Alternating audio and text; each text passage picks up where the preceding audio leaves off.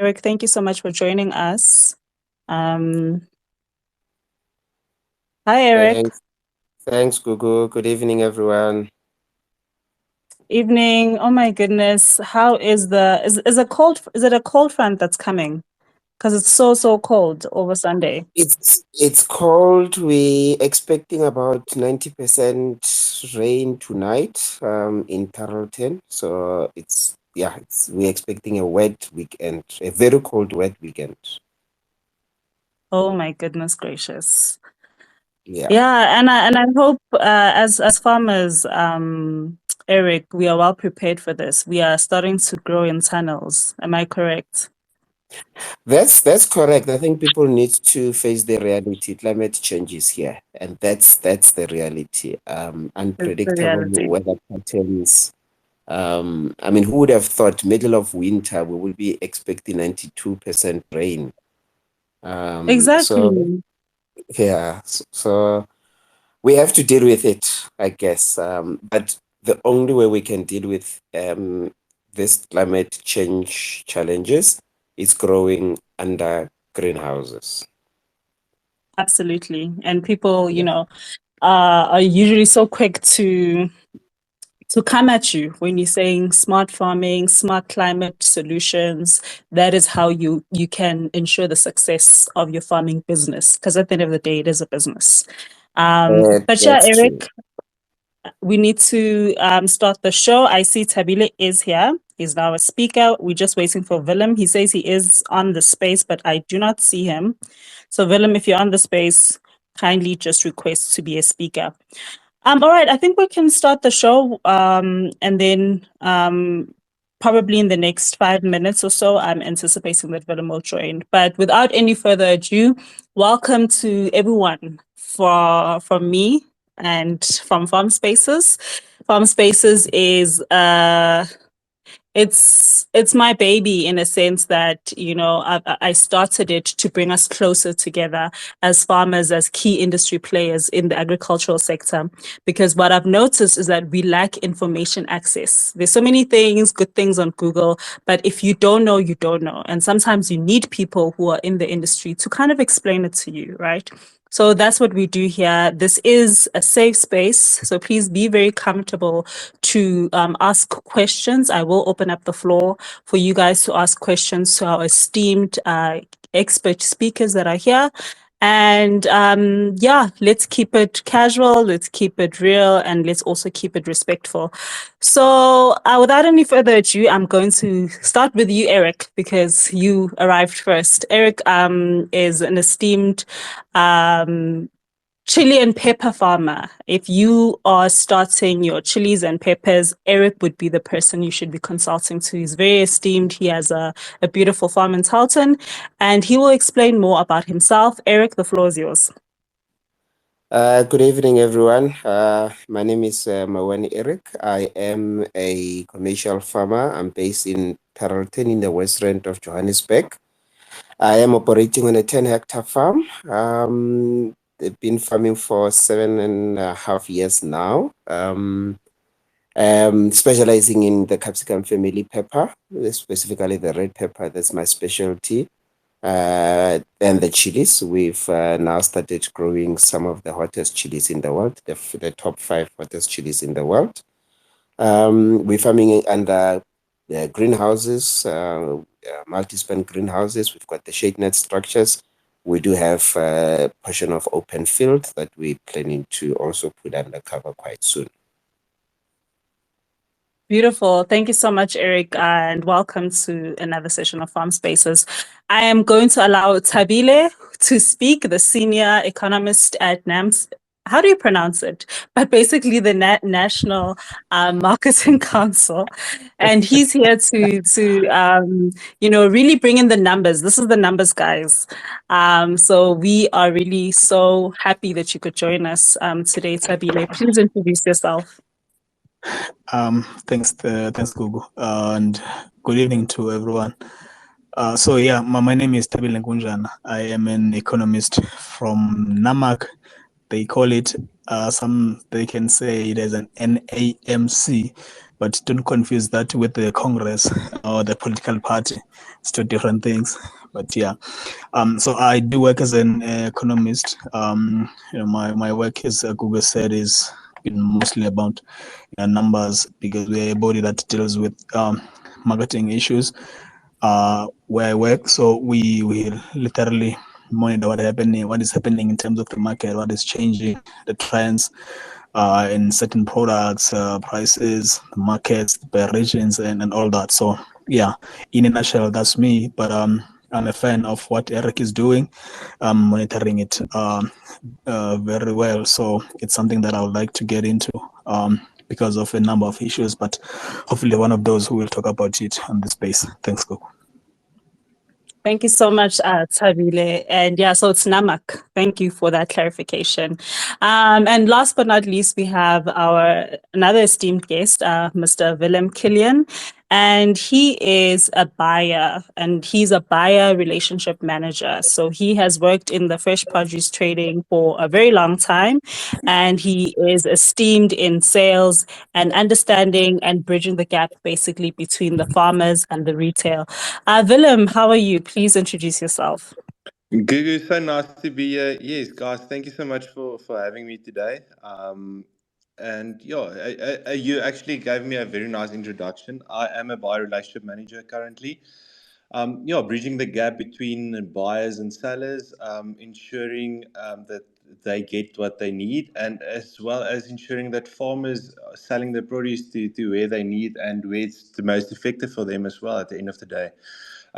Because it's such a short supply chain needed, it's very important to ensure that the product you deliver and then obviously the client that you are serving as well at the end of the day gets the product as he expects it, and yeah, to ensure that we reach that gap as efficiently as possible.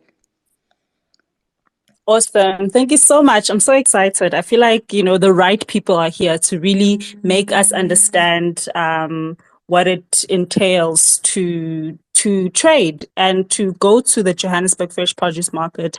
Because for a lot of small scale farmers entering farming, that is your market. That's where you're going to start small before you acquire these contracts from all these retailers.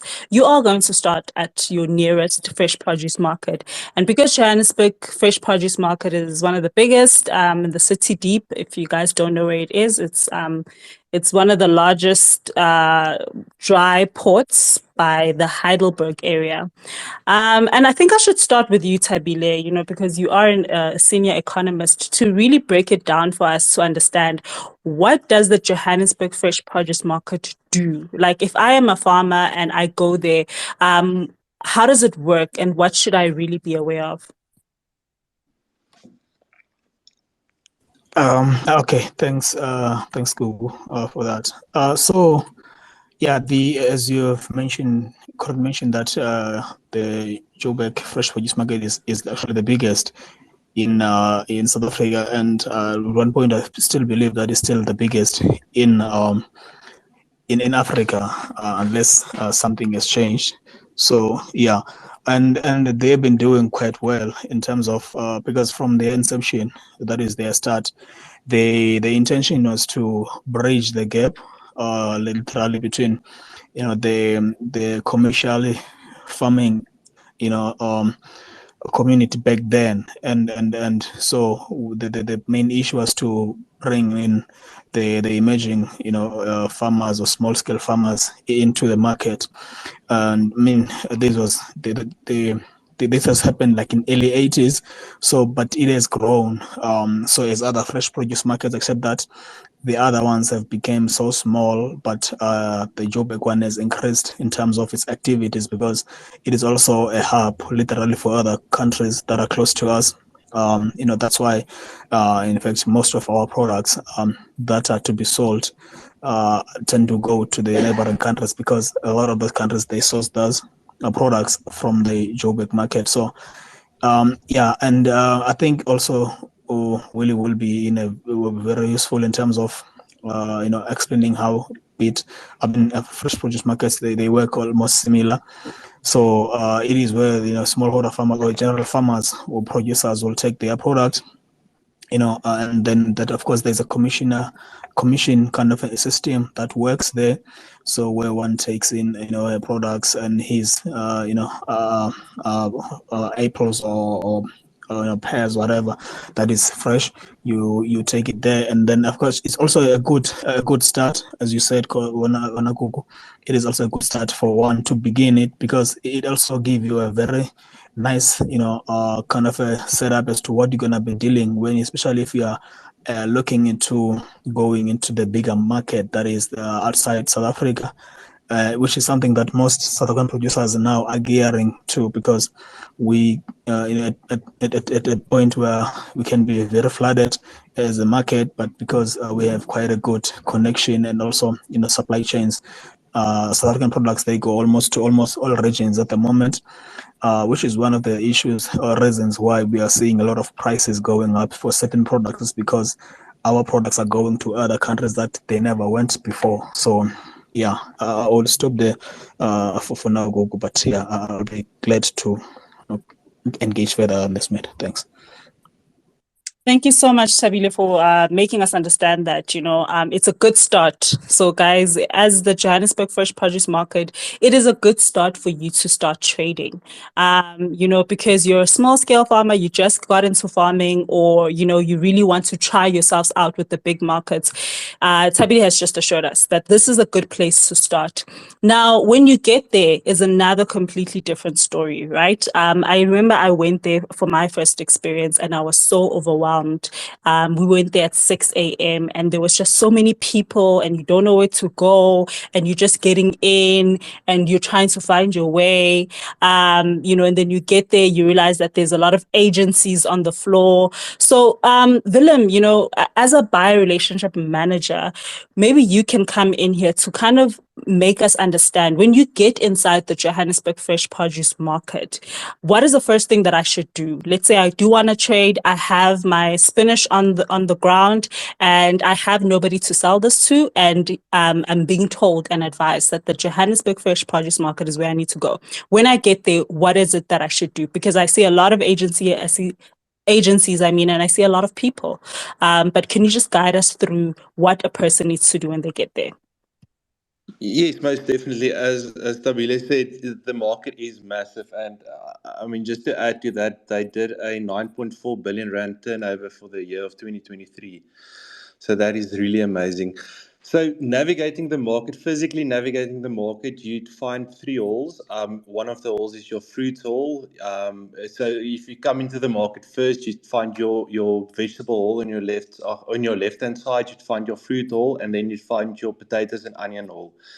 So that's basically your three halls that you get there. In that hall, you find your agencies. Your agencies are in the hall. So if your vegetable agency, you'll find in the vegetable agency. Your fruits agency, you'll find in the fruits hall. And the agents there are your best bet to sell your produce. So you approach an agency.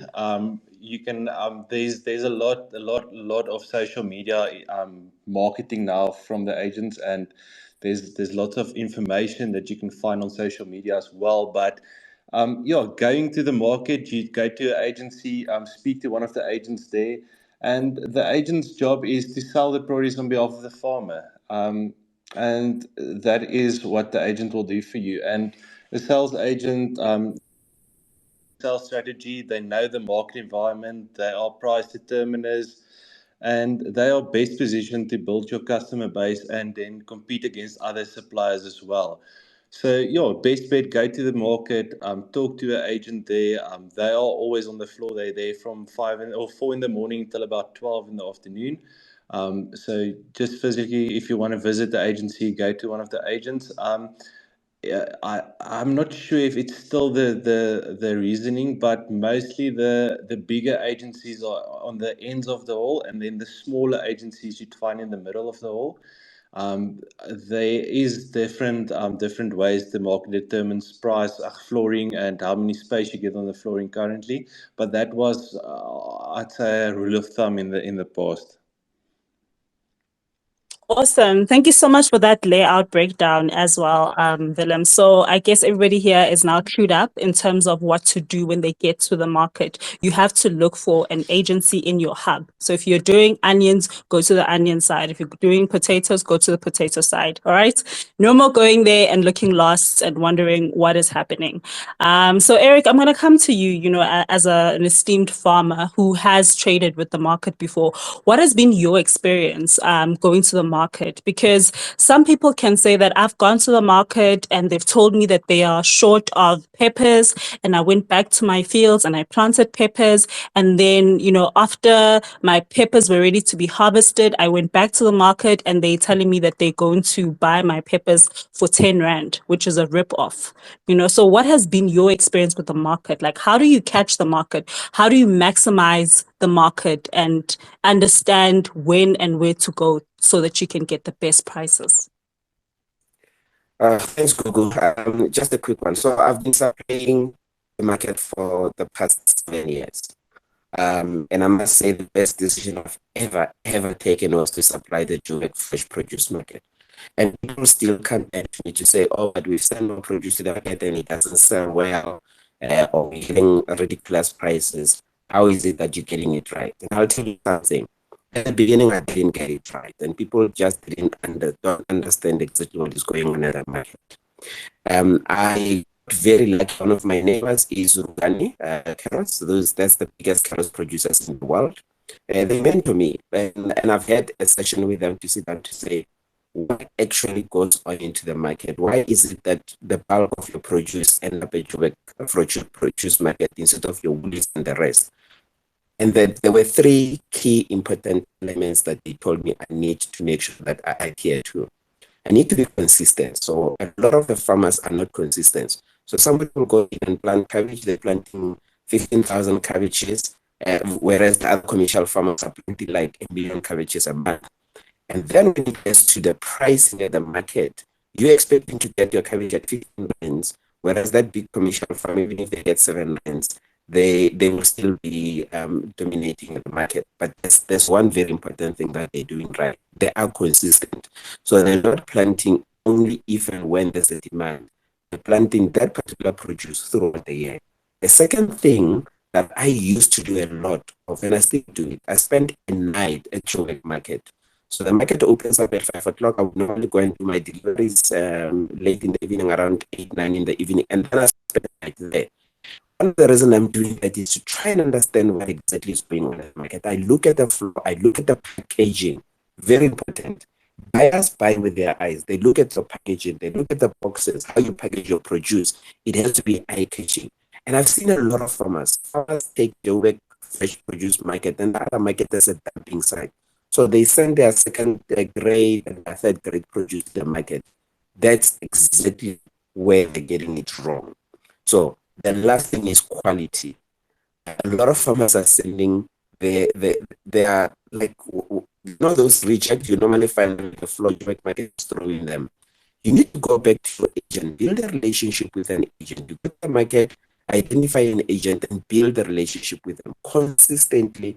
Keep in touch. I keep in touch with my agent basically every single day. If I'm sending my produce tonight, tomorrow morning, I don't even contact my agent. They will send me a WhatsApp message and say, the producer sold, we managed to get this price. Sometimes they will normally negotiate prices with me on the line and say, are we getting your red peppers at 120 rands for a box? Is it fine? Can I buy it? I will then give them the go ahead to do that. But I've built that relationship with them. I've been supplying Venpro for the past 7 years. I've been supplying RSC for the past 4 years. I've got specific agent that I can call.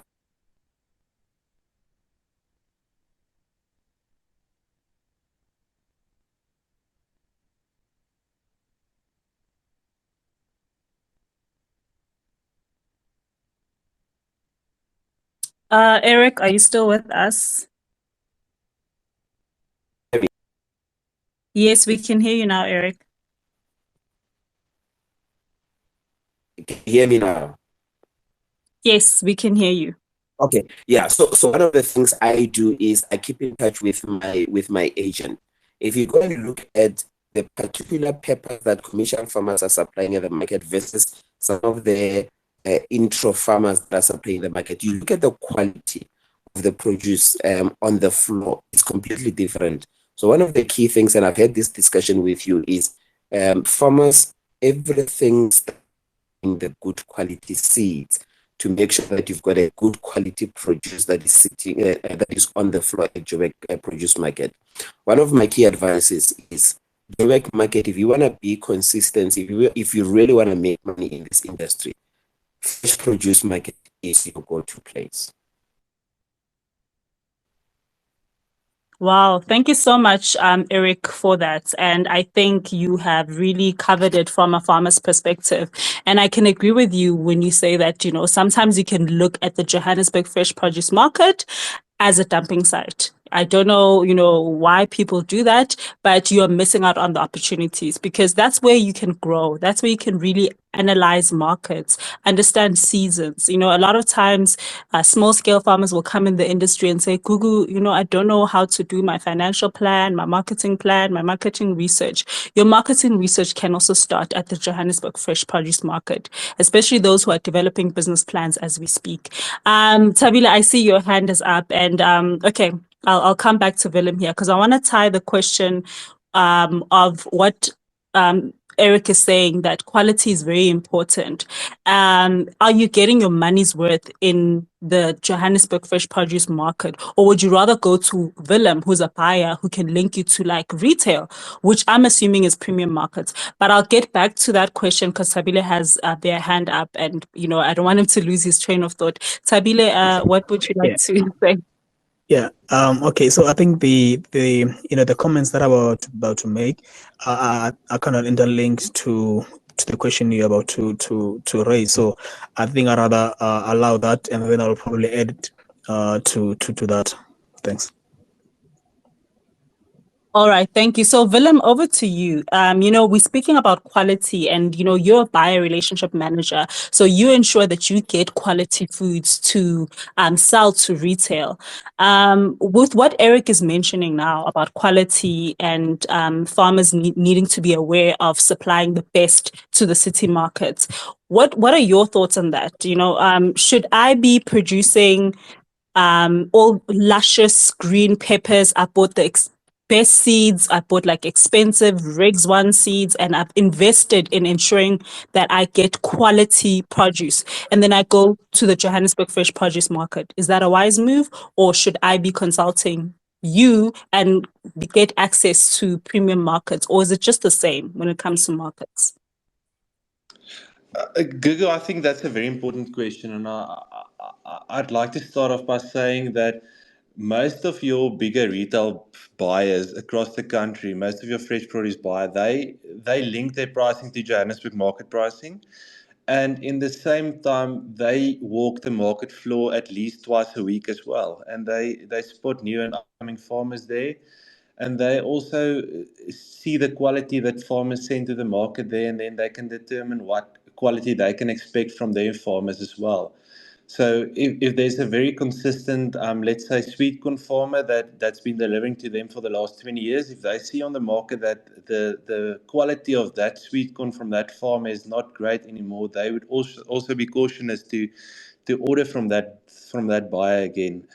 And that's what the Tabile actually he mentioned that, and it's very important because how you present your produce on the market is how your customer will actually determine if this is a worthwhile farmer to do business with, and it goes further than just how the produce looks, but the presenting of the produce and how the let's say in the case of a pepper, how the pepper feels, the weight of the pepper.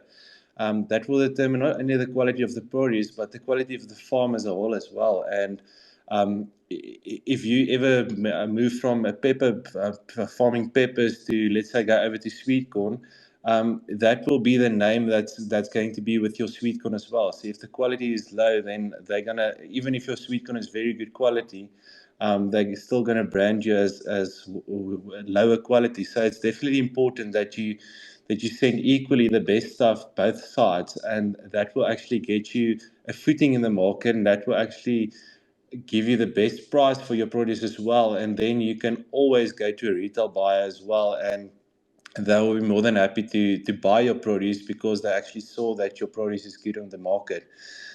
Because retail buyers, when they order produce, they don't actually see the produce. While walking on the market, you can see the produce. It's a very emotional feeling. You get attached to your produce. While if you order it directly from a farmer, you don't see the produce till it gets to you, and then they have to do a QC check on that. And if the quality is low, it's a very, very, very difficult position to be in as a buyer, because you actually plan to have 10 pallets of peppers, and now they're bad quality. So it's very important that you send consistent, good supply to the markets as well, because that's where your buyers will walk around and view your produce. Thank you so much, Willem, for that. And now you've just, sparked this in me. Like, okay, so I think everybody on the floor, right? I hope I'm not alone. We can agree that we need to send the best quality to the Johannesburg fresh produce market, right? Awesome. That's good for our brand. That's good for the name we're trying to build the name we're trying to build for ourselves. And also, to diversify, once we have the name, everybody knows that, who's on the call that I can pick on here. Everybody knows that, Bertha's produce is the best. So whether Bertha is doing like sweet corn or whether she's now diversifying into spinach, she has a good name for herself in the City Deep market that is determined, and the prices in the City Deep market is what gets determined in retail. Now, I want to understand that part, Willem, when it comes to prices and getting your money's worth. And maybe I should come to you, Tabile. So I've supplied the best the best produce, but am I guaranteed the best price?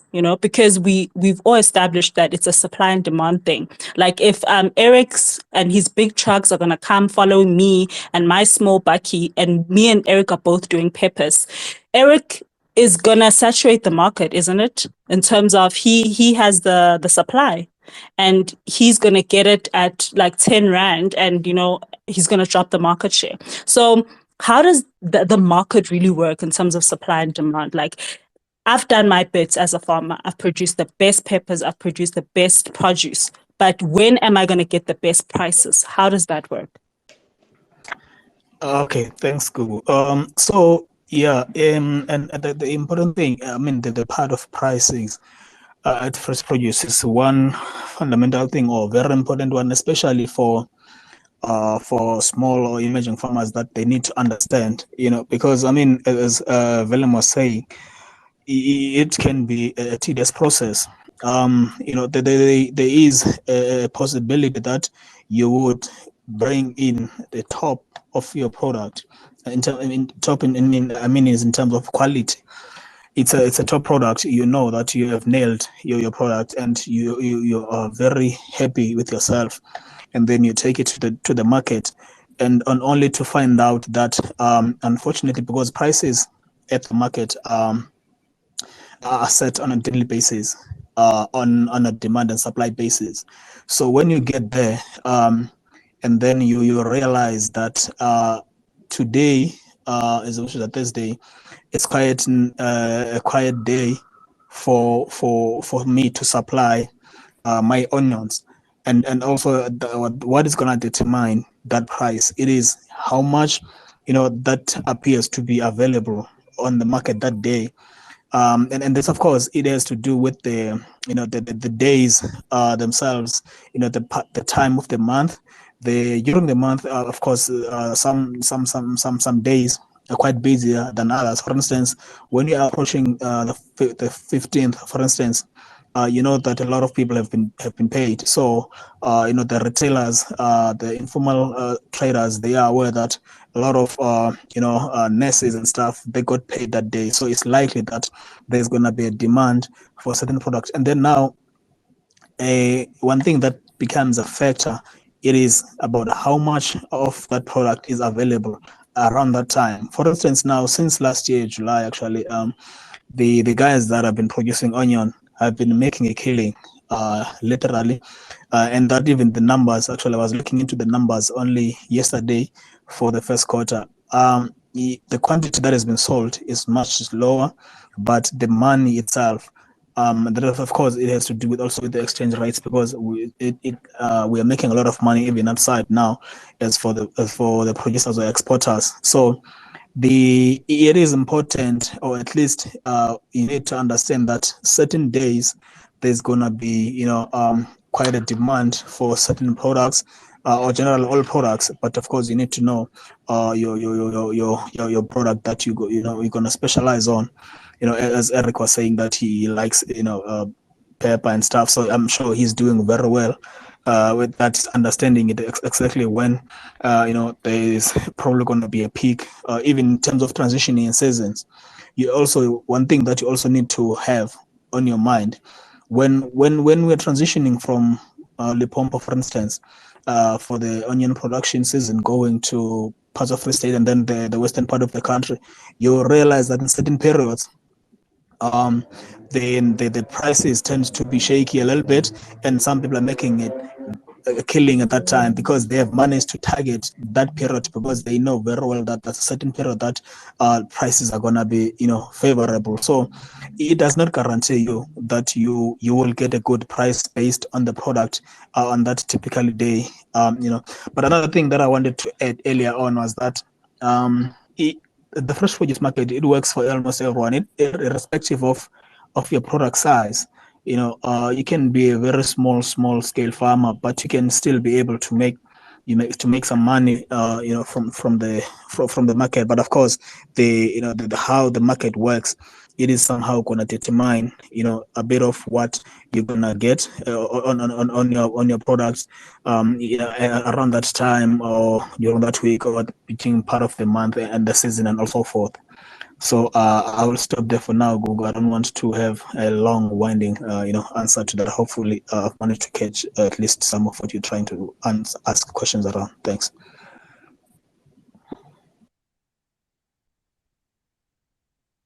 Thank you so much, Tabile, for that. And I'm sorry, I'm going to hammer the numbers here, because I want farmers to really understand this, because no one is going to teach us this. No one is going to enlighten us. We don't know what's going on. We are not accountants, we are not economists, but we are farmers and we want to sell. We need to understand how it works. Where can I get these prices? Like, if before I go to the Johannesburg Fresh Produce Market, how much, like, where can I go online to say, okay, how much is spinach at the market before I even go sell? Like, how does it work? And what determines it? Like, what are the tricks?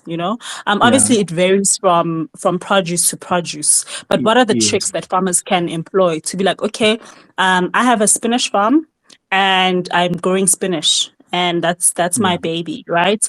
And I went to the market and they told me that, you know what, during June, July, because it's very cold, usually we need spinach. So make sure that you can provide us with the spinach by June, July, right? I've done that, and I go back and I do my good farming practices and I ensure that I have the spinach for June so that I can get the best prices. But what determines the prices? Like, where can I go online to search how much is spinach today? And what are the tips? I know that it's temperature, the condition is for temperature, but what else? What other tricks and tips can I employ? So thanks, Sibili. Please can you take that one? Okay, thanks. I think also Willem will come through as well with this one. So for the price, for instance, it is set daily, as I was saying earlier on, and for a farmer to get that, the fresh produce, they have, you're gonna have to understand how these work in terms of you being able to get into the websites and stuff, and also if you are to be serious about your supply of your produce at the fresh produce market, you will also do exactly what Eric was saying. You're gonna have to get to understand what is exactly happening within the fresh produce. So in the morning, when products are being brought into the fresh produce market, it is exactly what I was saying, that the price is going to be set around that time, based on what are they saying, the feeling in terms of, okay, today so far we have this much of bananas, and because of the season, probably it is likely that we may not exceed this certain volume, of tonnage, for instance, of bananas that day. And then that somehow it is used to say, okay, for now, because we have this this amount, and then the the market doesn't seem to be very active, around that time. Then they set a product, and actually, even the prices that you get elsewhere, even the other guys do get a lot of questions around this. How can I get everyday prices and stuff? Because fresh produce is one of the mostly used mechanism in terms of setting prices. So it kind of it's kind of the one. It sets up a baseline even for what even some retail, what you can sell to retail. They will use that price, or even the guys that are exporting, they will use that price.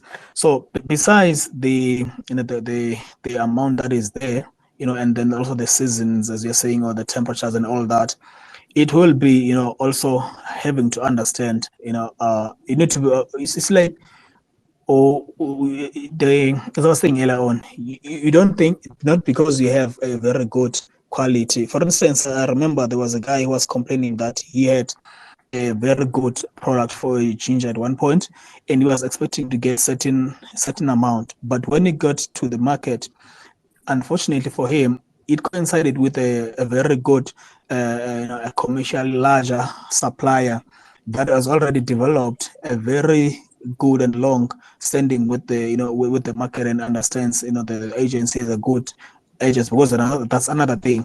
You need to have a very good relationship with the agent that you are working with.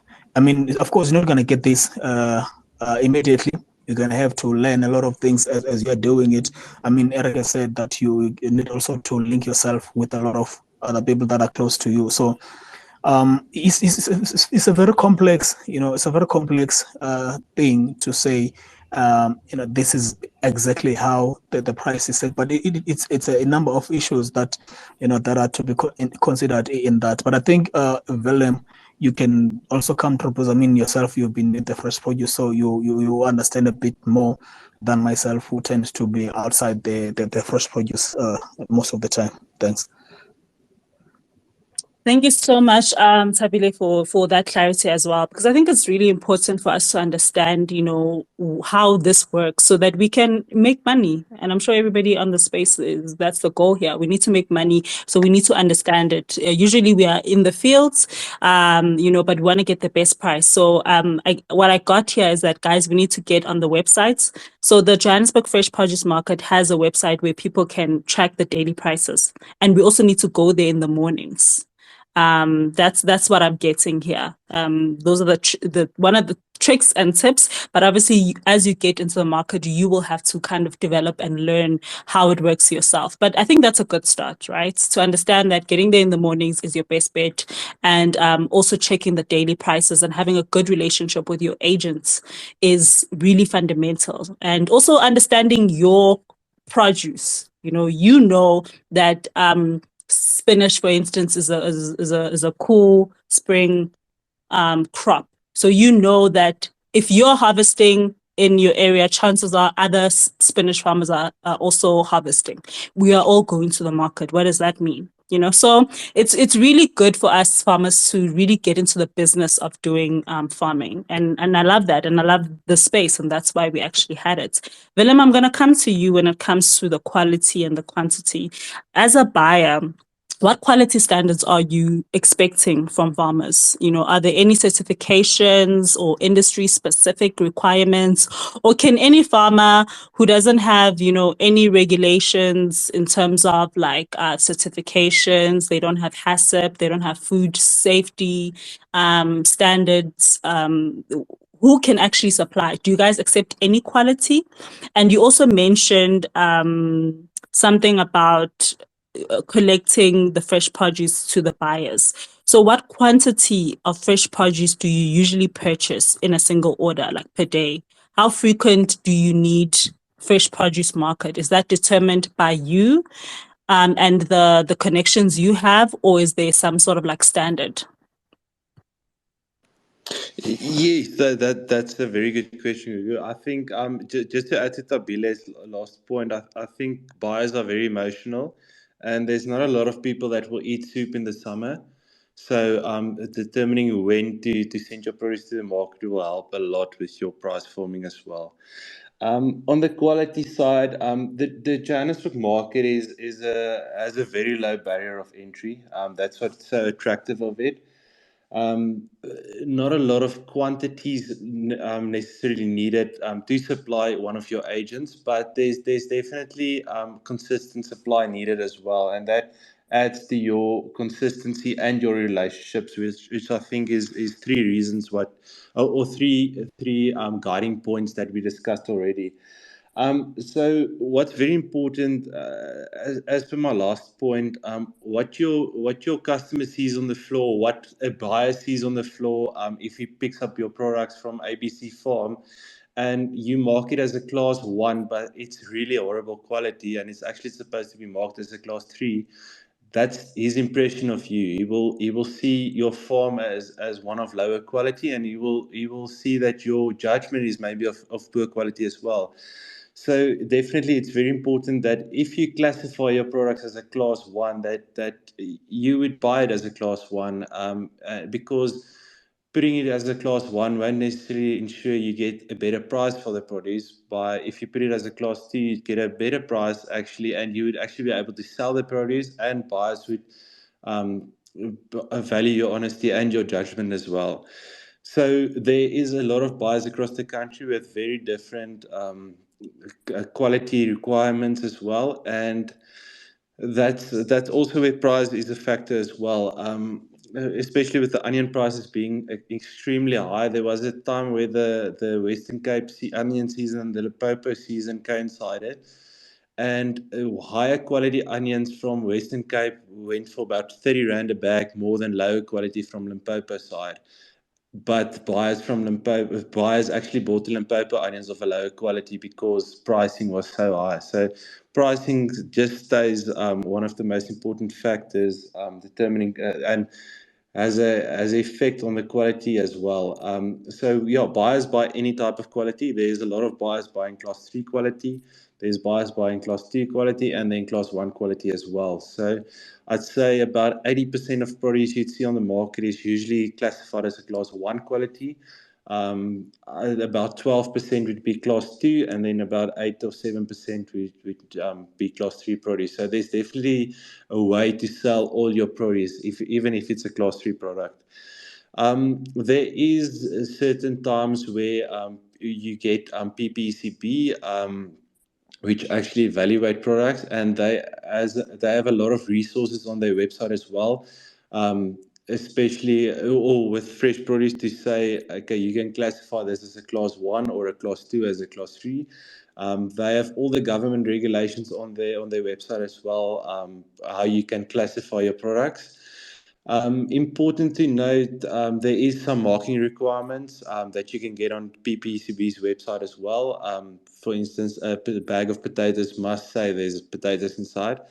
And then you also get, on the fruit side more, you get local class one products, and then you get class one products as well, which would be export quality product. So local class one product is usually fine for exports into Africa, especially neighboring countries, Botswana, Swaziland, Lesotho.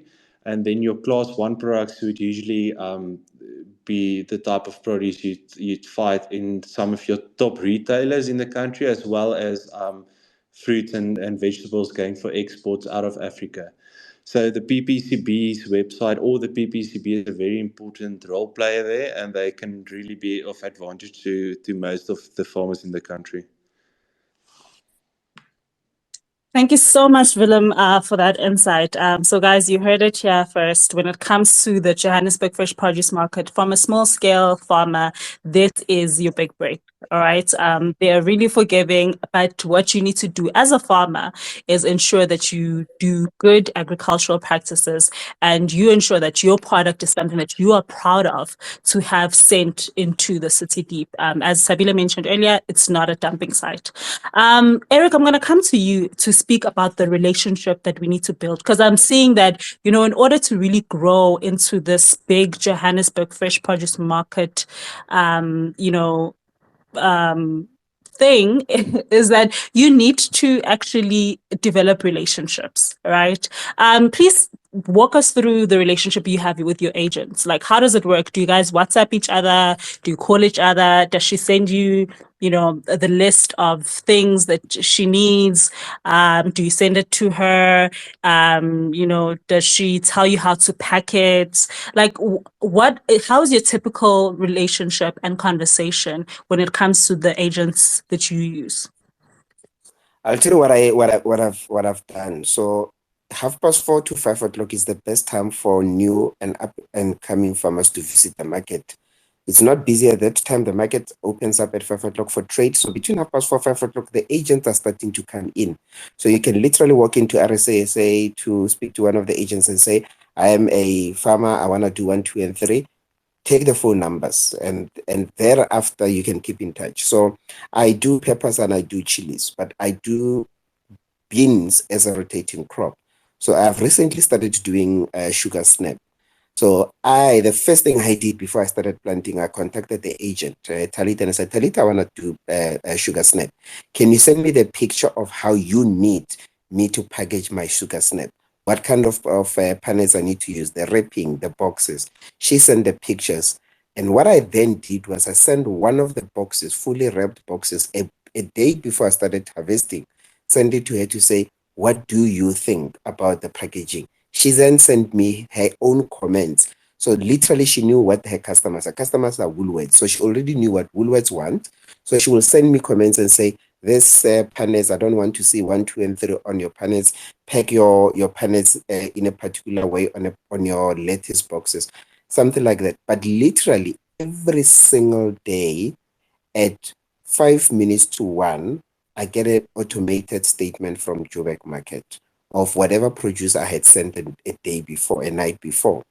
But what my agent does is around 9 o'clock, normally my stock around 7, 8 o'clock in the morning, it's already sold out.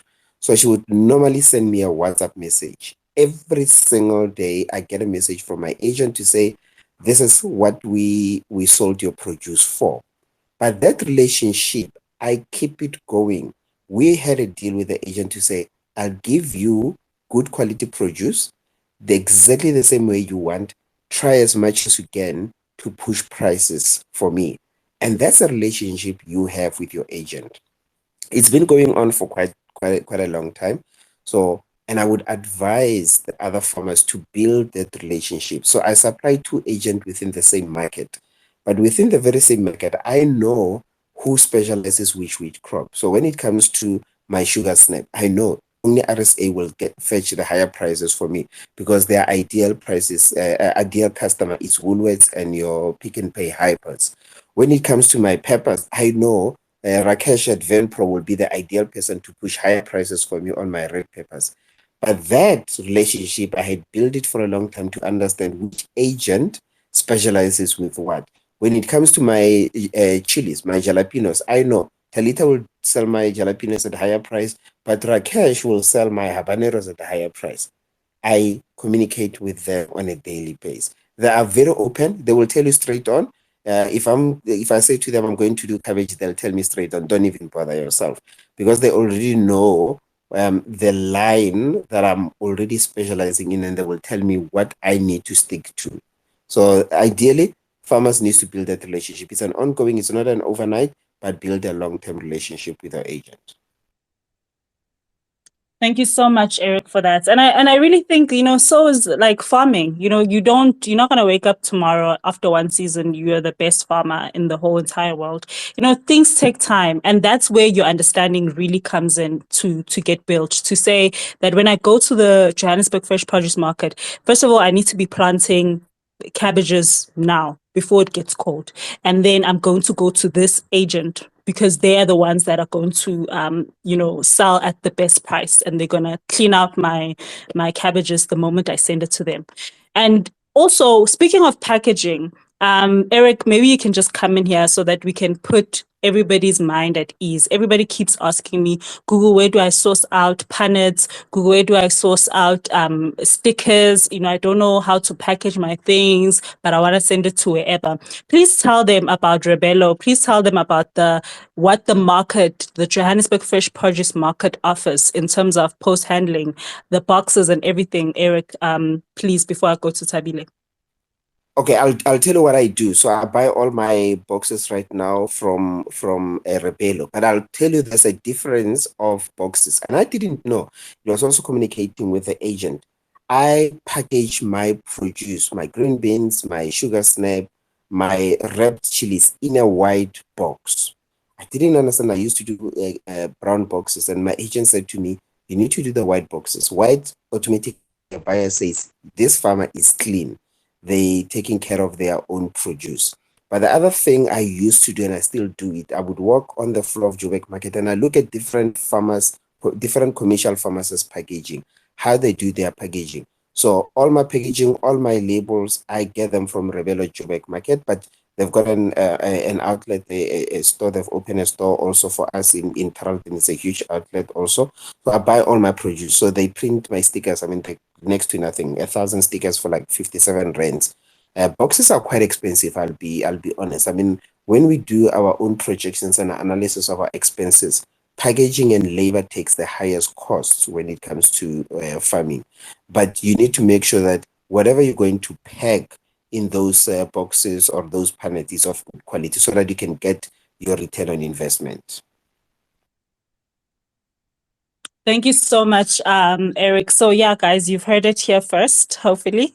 That when it comes to packaging, please go to the Johannesburg Fresh Produce Market. They have your stickers there. They have the boxes there. They have the avocado boxes if you want those ones for your spring onions or for whatever produce. They have the big ones. And, when you bring it back, you can work out some discount as well. But when it comes to packaging, please go to Johannesburg Fresh Produce Markets. Thank you very much. Tabile, before I move on to Tabile, I think I'm going to open up the floor. So the floor is open, and we can take your questions. If you have any questions for our esteemed guest, please, now's a chance. Don't be shy. Any question you want in relation to the Johannesburg Fresh Produce Market, request to be a speaker and I will allow you to speak. If you guys are having problems with requesting the mic, please just kindly drop me a DM and I will read your question aloud. Tabile, I know you have a thought, but I also have a question for you. It seems as if Johannesburg Fresh Produce Market is like this holy grail. It seems as if, oh my goodness, what were we doing all this time? But what are the challenges? Let's speak about, in your analysis, are you observing any potential areas of inefficiencies or opportunities for improvement within the Johannesburg Fresh Produce Market? What are some of the challenges that we really need to be aware of? Okay, thanks, Google. So before I get to the question, I would just like to first just mention the fact that Johannesburg Fresh Produce Market is not the biggest by chance. It is because of the numbers are backing it up in terms of why it's the biggest and also performing extremely well compared to others. And in that case, and that automatically makes it a very competitive, space. In generally, when there's competition, you're gonna have to do almost whatever is possible to outshine your competition.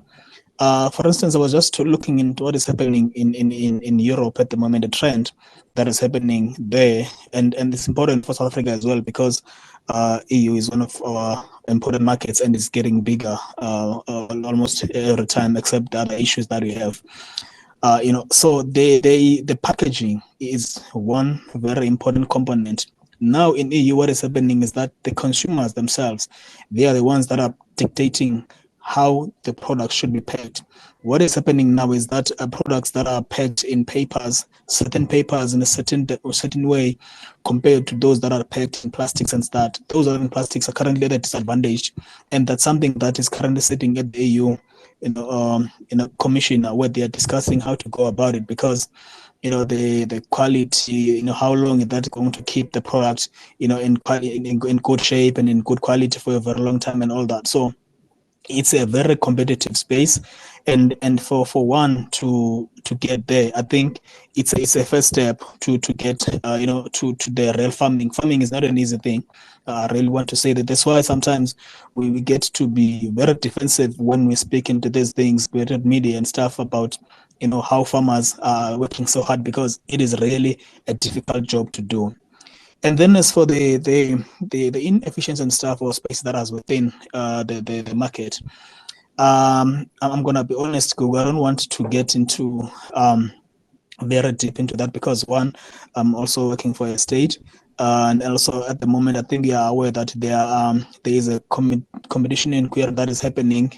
So a lot of part of that is being being looked into that, because part of the deal, it is to sort of remove distortions in the market, and also to allow all the potential players to be able to get into the market. So I will be compromising my position a little bit if I would be getting into very deeper kind of a thing around that. So yes, they are, but I think there's work that is being done.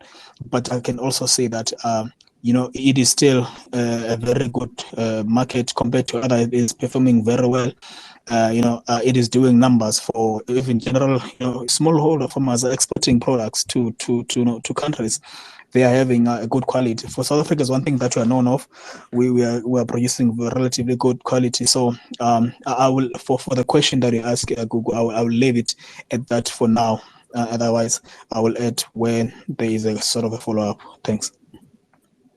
Thank you so much, Tabile, and obviously we do respect your position on that one.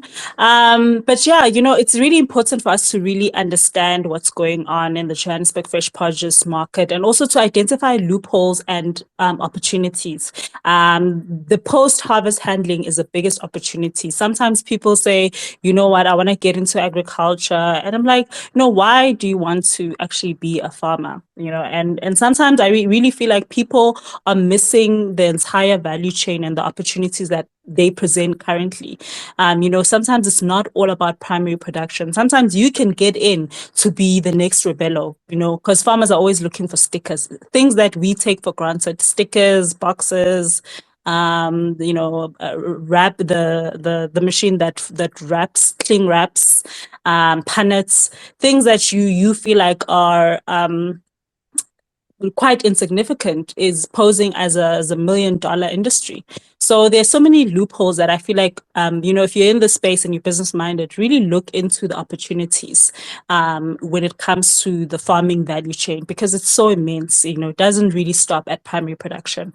Guys, the floor is open, so I'm not seeing any hands. So if you guys have any questions, please request the mic to become a speaker so that you can ask our esteemed guests any questions that you might have. This is a wonderful opportunity, and this is why I love spaces, because really people who are very important in the agricultural industry, key players, take time out of their day to share information and knowledge with us. So, let's grab opportunities like these. Please, if you have any questions, just grab the mic and you will be able to ask your questions. Willem, I'm going to come to you before I ask the speakers one last question. When it comes to being a buyer, we spoke about the numbers and all of that, but what are the benefits for somebody coming straight to a buyer? What kind of payment terms do you usually work with your suppliers? Like, can I say to you, Willem, I am a farmer, but I know a lot of other spinach farmers, and I can get you like My farm currently is producing 1 ton of spinach, but I know so many other spinach farmers in my region, and we can make 5 tons for you. Would you be interested in getting in a deal with me? How do you identify your suppliers, and how do you work out the payment arrangements between them? Gugu, thank you so much. I think that's a very important question for farmers to ask as well. And it's sometimes I feel that money and commission and that is sometimes a very difficult conversation to have. But it's so important that you establish what the terms and conditions of your trading is before starting trading with an agent or a retail buyer or so on. So I think the big thing with regards to that is you get you get your big farmers. They don't usually have a problem with longer payment terms. Buyers as well, they have shorter payment terms, or they have longer payment terms. I mean, there's some retail buyers that are sitting on very long payment terms. I'd say a 30-day payment term, which is almost unheard of in fresh produce. But there's also buyers sitting on a let's say cash on delivery payment term, and that's type of terms and conditions and trading terms and conditions you should establish with your agent or with your buyer or your buyer relationship manager in this case, that to ensure that you always have a clear cut experience and what's going to happen and when can you expect monies to be paid into your account. Most, I'd say, trade agents in this industry, or most agents on the Joburg market, for instance, they have to have a regard for APAC rules, and APAC is the commission guarding fresh produce agents in the country, and their rule is definitely to regulate and control the activities of agricultural produce agents. And they will ensure fair practices and protect the interests of buyers and sellers. So, with APAC in regard, under the Agricultural Produce Agents Act, an agent must pay all monies received in connection with the sale into the agency's trust account. So, monies trading through an agency won't go through, let's say, a current bank account or so. And Tabile would actually be able to assist us with the technical know behind this as well. But monies being paid from a buyer into an agency goes to a trust account, and the farmers will be paid from this trust account.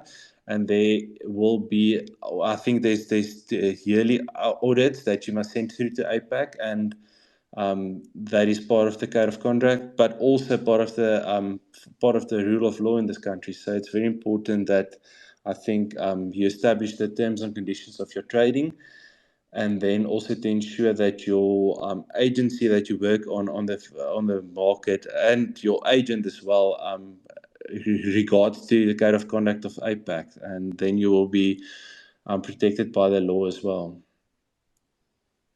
Thank you so much, Willem, for that. And it really ties it in to everybody who's here. APEC is very important. You Google it if you need to Google it. But that is how you're going to ensure that you're going to get your money doing trades with the agencies at the Johannesburg Fresh Produce Market. I see Bertha has a question. Hi, Bertha. How are you?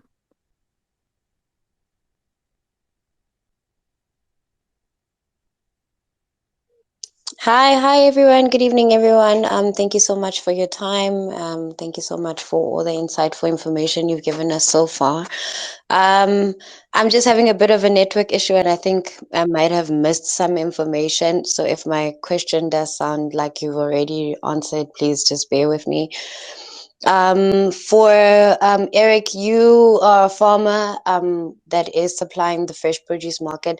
I'm looking to start farming commercially right now. I just started with being sustainable for myself and my family, so now we're looking to grow. You mentioned the quality of seeds. Do you have any recommendation of who we need to get our seeds from?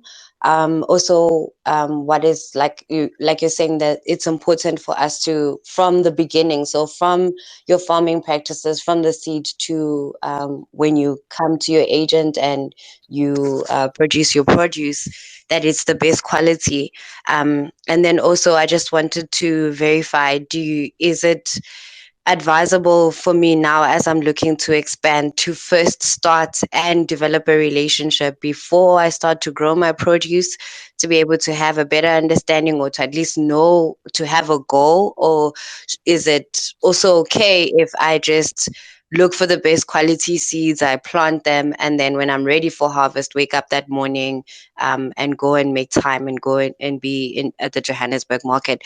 I live in Limpopo, so like I can't go to the market every day. I would have to make time to be able to go and do all of that stuff, which I'm okay with. But just advice on somebody who's looking to start.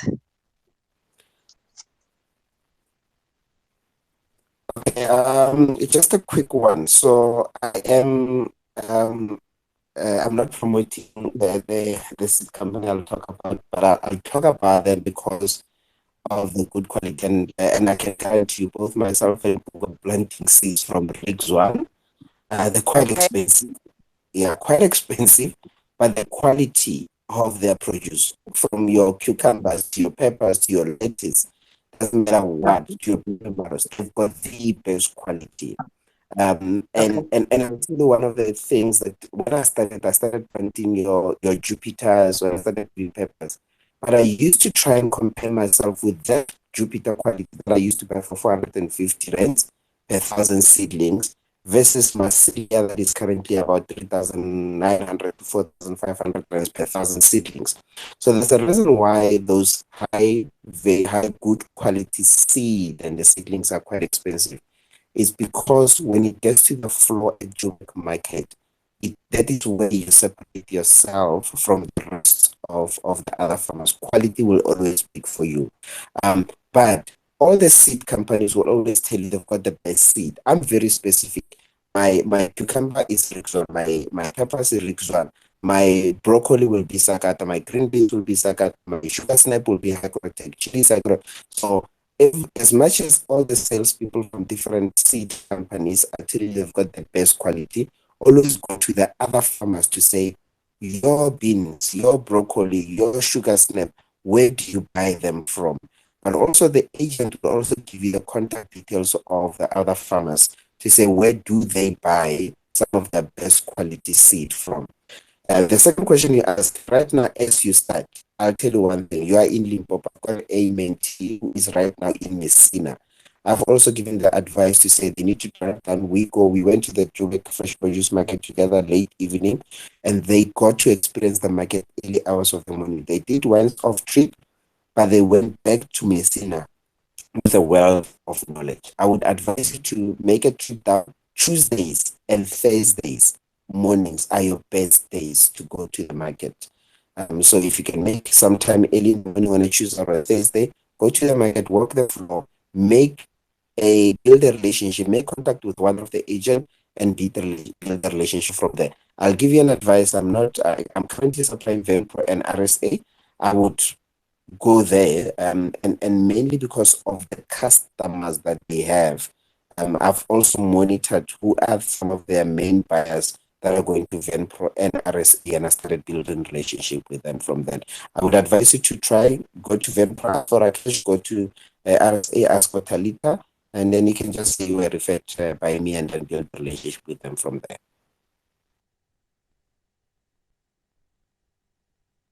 Thank you so much, Eric, for that wealth of knowledge. Bertha, are you happy? Are you satisfied?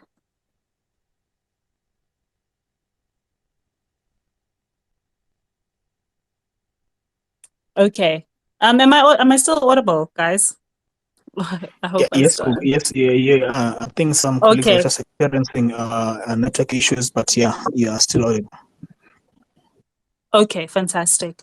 Okay, Bertha, I hope you're well answered. You know, Eric is advising everybody just to go to the market Tuesdays and Thursdays morning when the market opens, 4:30 be there, be the earliest bird that catches the worm, find out information. And when it comes to seeds as well, Eric was just reiterating, because I'm seeing Solly here on the chat saying that, Eric, your voice wasn't clear, it was very patchy. But Eric was also just advising that when it comes to quality, you're going to spend, hours and hours doing the best to grow your produce, but you use poor quality seeds. And we actually had a farm space of seeds. So maybe you guys should go check it out and listen. Seeds is very important. And sometimes we can try to cut corners as farmers to really, save a little. But at the end of the day, what's going to distinguish you from the next, like Willem was mentioning, that the buyers, the people who are actually going to buy your produce are very emotional people. They're going to come there and see your carrot, that looks it looks crooked and it looks somehow, but Eric's carrots are nice and straight and orange and bright and big. They're going to choose Eric's, and Eric can attest his quality to the fact that, yes, he's a good farmer, but also he made sure that he started off with the right seeds. So emphasis on the right seeds. And he was saying that he's not promoting this company, but for his chilies and his peppers specifically, he uses Regs One. So yeah, Regs One is really, really good. It's a company from the Netherlands. So yeah, guys. So can I just add something? Can I just add something around the information and seed stuff? Yes. I think another important thing, because I heard from the the attendees that there was a bit of network issues. They couldn't get much of what Eric was saying. I think in a nutshell, well, I would say that if consider what products you are interested in as a farmer, or at least someone that wants to farm or start farming, as Beta was saying. And then you can just, farmers are very friendly people. Honestly, I've met them. You will easily sit with someone for a whole day. He'll tell you that he's a third generation farmer. He has been doing A, B, and C, following what his dad and what was doing. So you will get a lot of information as far as getting the specific information around the seeds that you like to use. For instance, if you want to get to do like paper, as Eric was saying, he's a go-to guy to talk to. For someone who's going to do a potato, there are tons of farmers that are doing that. If you're on Twitter, you'll see who's doing that. And then you can easily approach them. They are easily approachable. That's how you get to do farming properly, because you can never be able to do this on your own. It's a very strenuous process. It requires a lot of digging and doing a lot of research in general. Thanks. Absolutely. Well said, Tabile. It really is, it's crazy. I've met a lot of people in my life in different industries, but when it comes to farmers, man, what a breed of people. So friendly, so down to earth, willingly shares information, because the market is so big, right? You're not my competition. I'm not your competition. If you win, we essentially win. It's such a communal profession. So I really love it. And absolutely, Tabile, advice is perfect. If you want to start with chilies and peppers, Eric is an expert. You don't need to go any far. He'll charge you his consultation fee, but you know that you're getting the best for his knowledge. And he gave us free information now, guys. Come to the Johannesburg Fresh Produce Market Tuesdays and Thursdays. 5 a.m. you are there to speak to the agencies. So, I'm not seeing any more questions. I'm going to open up the floor for the last time. If there's anybody who also wants to ask a question, please grab the mic. Don't be shy, and let's talk about it. Whilst we wait, I think we can do the final questions on my side as we close. Willem, I'm going to come to you, as a buyer relationship manager, and you've been in this fresh produce market for a very long time. What advice can you give us, as small scale farmers, emerging farmers? We really want to maximize the Johannesburg fresh produce market. What advice can you give us to be successful? Gigo, I think if I can summarize the conversation thus far between Tabile and Eric and you, I think I can summarize it in two ways, and in three ways actually, and that would be consistent with your supply. That's this produce you're sending to the market. Just be consistent. If you can only send one day a week, be consistent with that supply. Make sure you send consistently, consistent quality, consistent packaging. Just be consistent. I think the second biggest thing to get the big maximum advantage of the Johannesburg market is the relationship you have with your agent. I think Eric's agents, they played a big role in how he positioned himself in the industry, and that's also very important. Agents are not there to harm anyone. Agents are not there to just maximize whatever they can take. Agents are abiding by a code of conduct. That means they are there for the best interest of the buyers and the producers. Just I think just a point on the side. In the APAC laws, producers are actually known as principals, so that just positions them as how important they are in this complete supply chain. So just have that relationship with your agent. They are there to help you. They're there to assist you. They are your guiding light on the Johannesburg market or any market in the country as well. Most agencies have markets all across the country as well. I mean, RSA has a market in Muketsi as well. That means they will know what's happening across the country as well, where your bigger suppliers would most likely send to all 21 fresh produce markets in the country. They can determine supply there as well. So if the Durban and Cape Town markets are full of carrots, then you can definitely be sure that tomorrow or the day after tomorrow, prices will drop for carrots in Johannesburg market because there will be an oversupply and prices will go down. So the relationship with your agents are very important. And then we can't remove the emotion from fresh produce. I think this is such a primary industry. Most of what we are doing is filled with emotion. So you are going to cry a lot, you're going to laugh a lot. At the end of the day, I think everything's going to balance itself out. It's definitely a great industry to be in. So just keep the emotion in mind as well. Make sure the type of products you put on the market floor is the type of products you would buy as well, and the type of products you are proud to put your farm's name on as well. So I think just be consistent, have that relationship with your agent, and don't forget the emotion in all of it as well. Wow, thank you so much, Willem, for tying that in. I was speaking to a friend of mine, and we were speaking about how, farming, it will literally drain you, but in the greatest spirits. But we're just speaking about how your heart is in it, your money is in it, your time is in it, your youth your youth, guys, is in it, because it's a long game. So really the emotion part of farming is there. As long as your heart is in the right place, and you would also buy the produce that you are putting out, then you should be fine, and you should be on the right ladder to success. So thank you so much, Willem, for that reminder. Tabila, over to you. As a person who analyzes the markets intensively every single day, what are some of the trends, the niche products that are coming up that we should be excited about, or probably start looking into? Sometimes our minds just focus on cabbage, spinach, potatoes, but what are some exciting new produce that you feel like are going to make a significant difference? Okay, thanks, Kuku. So, before I get to the smaller, veggies that are becoming very, very important because they are niche and all that.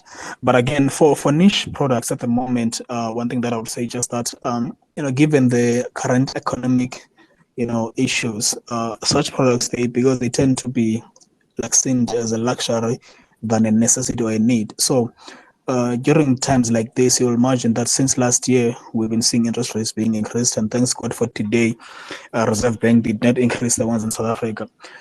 So those products that are very small or niche in nature, they have limitations into that.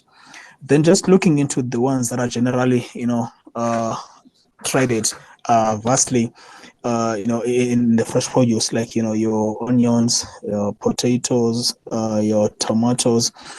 and butternut. One thing that I've been looking, at least been observing, is that South Africa is increasingly becoming an important supplier of that. We are known for very good quality for fruit, and that has created a reputation, a very good reputation globally for South Africa. And we that's why now we have products that were literally supplying the world like in 50%, 30% specifically from South Africa because of that reputation. So what I will say is, for even just for the basic ones, the ones that I was mentioning, even the in the butternut, squash and stuff, you will realize how much of an important product and how much easy it is to make money out of, because one, it is a product that has a long life in terms of shelves, and it's easy to carry from here to anywhere in the world. And for products that like that, you will eventually make money, but of course you're going to need to be resilient, because the market is just expanding. I'll literally say that specifically for South Africa, it is expanding, especially now. It's even worse because we have quite a shortage of some of the products, and that shortage is actually created by the fact that a lot of our products now are being required elsewhere. There are countries in Europe that literally never bought fruit or at least vegetables in South Africa before, but now they are coming in heavy numbers. I'm talking like very basic products. Like for instance, we are the second biggest exporter of potatoes in Africa, and we're the first for seeds. So those are some of the products that I feel like, because especially for the guys that are established, there's a room opening out there for those products. So uh, here in South Africa now, there's a bit of a room opening. Even the likes of Botswana that have banned, banned imports in South Africa now. I've seen as of May, they got back to our our markets now. They are buying back to South Africa. Namibia didn't even stop. Other countries in Africa. So there is a huge potential. Guys, you can always look into that. So as for the niche markets, I would say things like asparagus. Those are some of the products that you can go for. But again, I think you're gonna need a little bit of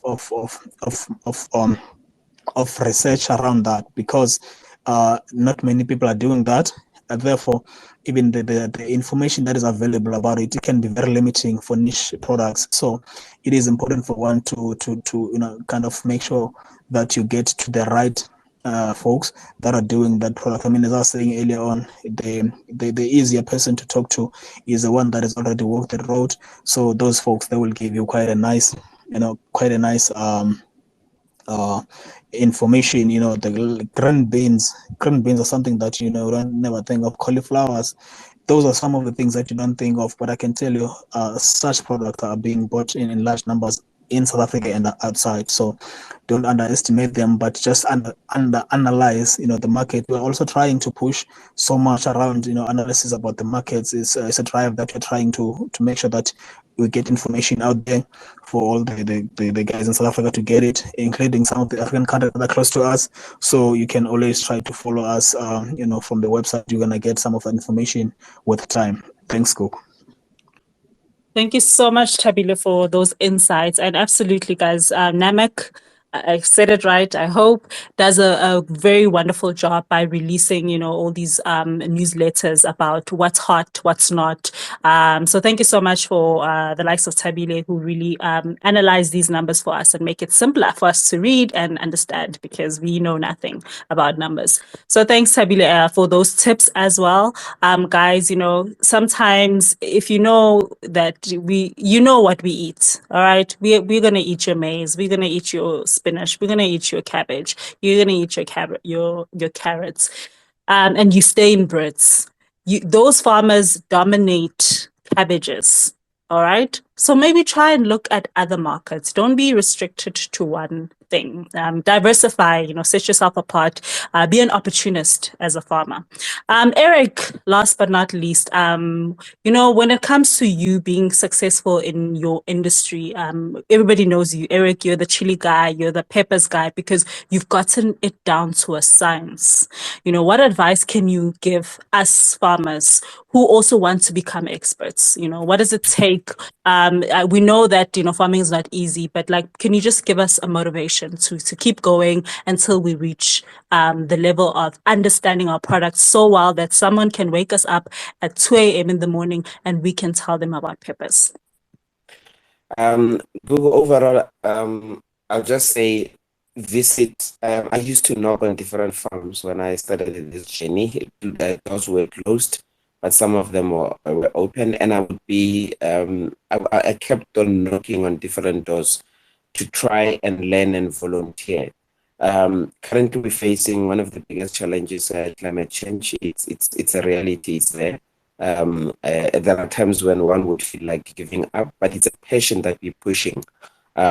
So we get motivation from each other as farmers. If I'm feeling a little bit down, I pick up a phone, I call somebody else, and we share our problems. But over and above sharing our own problems, we share solutions as farmers. We're not in competition with each other. The slice of this pie is too big for us to share. But instead of competing, we share knowledge, we share ideas, and that's how we build each other. Overall, farming is a game of numbers. In whatever you do, don't think small, think quality, be consistent, and build good relationship with different farmers. And that will get you far. Wow. Thank you so much, Eric, for that. Because, guys, the journey is not simple. The journey is hard. Some of us have bruises and scars, but we get healed every day because of the passion that we have. And we really soldier on because, as much as farming can be so tough, as a farmer, I read this quote that I'll always quote because it was so funny, but it's really the truth that farmers are the one people that they they work themselves to death to provide food for the nation that thinks that they are trying to kill them. And I was like, this is so crazy, but so true. Farmers have to be their own accountants, their own, auditors, secretary. You have to be your own transport driver. You have to be everything you have to do on your own for your business to thrive. But as Eric is mentioning, collaboration is key. The pie is just too big. You cannot be in competition with your neighbor. Instead, you guys can collaborate to bring in the numbers because farming is about numbers. If you guys are going to come there with 5 tons, chances are you're going to get the market share than as opposed if you were to come there with your Ranger Baki, So guys, for me, I don't see any questions. I check my DMs, there's nothing, but I'm going to read the Farmer's Guide's comment. He's saying that understanding the market is one of the best agribusiness hacks. He joined late, but every insight has been worthwhile. Thank you so much, Farmer's Guide, for joining. And Sabi said, I just want to say thank you to all the speakers and every farmer on the space tonight. Very insightful. It was very insightful indeed, guys. I really hope that from this you have taken away understanding the Johannesburg fresh produce market. So every time you pass there by Heidelberg Road, I think it's is it on the M4? Gosh, I'm not sure, but everybody knows where it is by Boxburg, right? Every time you pass there, you don't feel like this is too big for you to understand. You get there, you ask the questions, and you start getting in as a key player inside that market and, contribute to food security and food access. So I hope it has been insightful. I'm going to I'll ask you guys to please just comment underneath this conversation of what you would like me to discuss next. Which topic do you guys really feel like I need to be discussing so that I can do my homework and get you guys the best of the best speakers to come and explain it to you. So yeah, Tabile, Willem, and Eric, I wanted to say thank you so much for taking time out to really share the knowledge with us. We appreciate you guys so much. We really appreciate it because you guys, I know you're tired. You could be doing something else, but you chose to spare an hour, 30 minutes with us to share this important knowledge. So thank you very, very much. And for me, it is goodbye and good night.